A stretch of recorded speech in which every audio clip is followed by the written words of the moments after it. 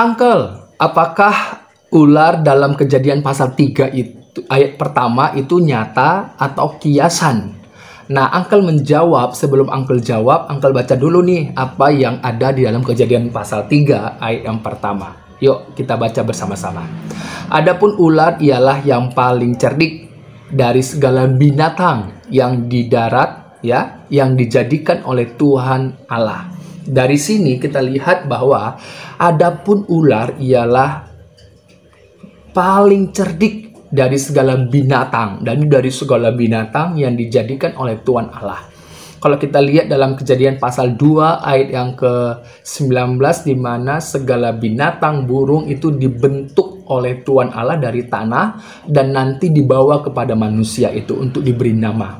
Jadi benar-benar ular dalam Kejadian pasal 3 ayat 1 adalah nyata atau fakta. Nah, nanti ular ini dijadikan simbol, dipakai oleh Tuhan sebagai simbol. Kalau kita lihat ini konteks per konteks ya. Jadi jangan disamaratakan semuanya, tapi lihat konteksnya. Kalau untuk kita belajar Alkitab, lihat konteksnya.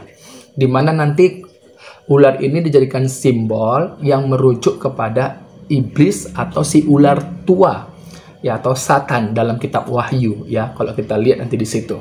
Kenapa dikatakan ular tua?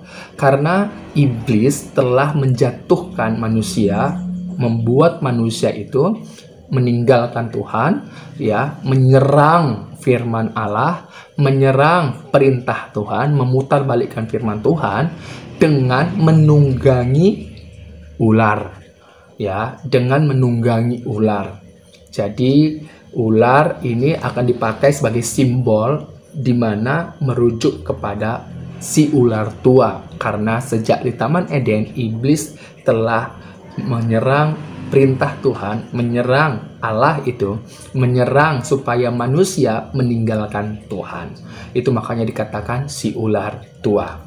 Jadi ini simbol kalau nanti dipakai untuk merujuk kepada iblis. Tetapi dalam Kejadian pasal 3 ayat yang pertama, bahwa ini adalah fakta atau benar-benar ular yang bisa kita lihat secara kasat mata dan juga bisa disentuh, bisa dipegang, karena ular yang dijadikan oleh Tuhan Allah dari tanah. Itu berarti memiliki fisik gitu dia.